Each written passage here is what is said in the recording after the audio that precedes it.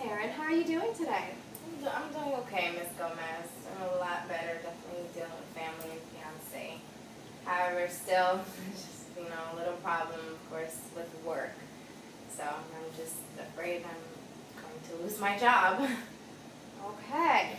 Well, I'm glad to hear that, things are going a little bit better with your fiance and your family, so that's good. Has that life problem solver helped you a little bit? Yes, it has, definitely. Good, I'm glad. Okay, so you've mentioned that you're afraid you're going to lose your job. Yes. Why are you afraid of losing your job? Well, because I am a high school teacher, and I work with all boys, so it's just like I barely, keep in communication, or, I kind of stop working with the students as much, and I barely attend staff meetings, and it's just like, it's a real drain for me to go to work. So, who knows, I just won't get fired. Okay. Now, when you're working with these boys, is it because of what happened to you before that you're kind of shying away, or is there another reason? No, I believe it's, it's kind of just like male workers and even co-workers as well. So it's just, yeah, I would say that. Okay. Well, that's understandable.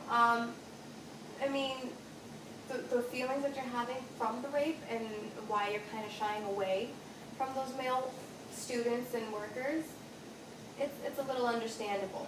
But we're going to try to work through that and get a new way of thinking so that we can have some new consequences like we've been doing in our other sessions, okay? So we're going to get out that nice life problem solver again, all right? We're going to look at that. We're going to work on it together, and then again, you're going to take it home and do some homework on it, okay, for our next time we meet. Okay. All right? So today, let's go ahead and look at it again, okay? So we have being raped is still the activating event causing all of these issues, am I right? Yes. Okay. So your thought now is? I'm going to lose my job. Okay, and that's scary. Now, you're going to lose your job, and is that the only thing? And I may not just find another one. Okay, so then that's a little tough. So let's go ahead and let's put that down as your thought. So you're not going to find a job, you're going to lose your job, and you're not going to find another one. Yes. Okay. How does that make you feel? Of course, angry, disappointed, upset. Very understandable. So let's go ahead. You're angry, disappointed, you said, and upset. Okay. And from those emotions, what kind of behaviors? I tend to stop working with the students. I definitely stay and try to avoid from my male co-workers. Okay. And consequences that can arise from that? I get fired. Okay. And has anything really happened so far that makes you think you're going to lose your job? I'm not as attentive to the students. I don't attend staff meetings. Okay, don't attend staff meetings.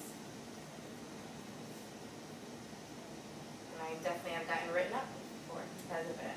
Okay. So then, let's try this with that one. You got written up, which is what's making you feel like you're losing your job, right? Yes. Okay. So we went through all of this. You've been written up.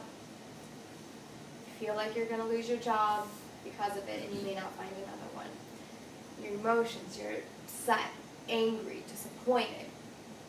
Okay, and then you see from your behaviors you've been shying away from the students, and you said not attending your staff meetings because you've been staying away from the male co-workers. Yes. All right, and eventually those kinds of behaviors might lead you to getting fired.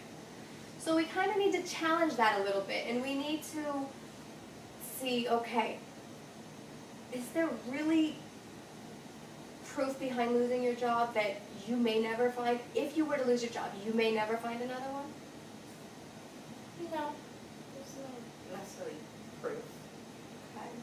So then, let's go ahead, and can we come up with a new thought? I won't lose lose my job. Simple, right? A simple thought, and that can change everything. You won't lose your job.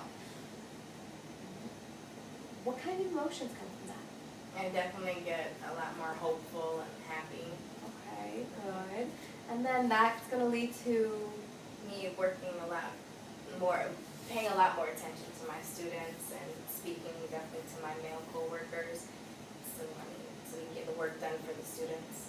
all right. And what kind of consequences is that going to entail? I'd be able to keep my job.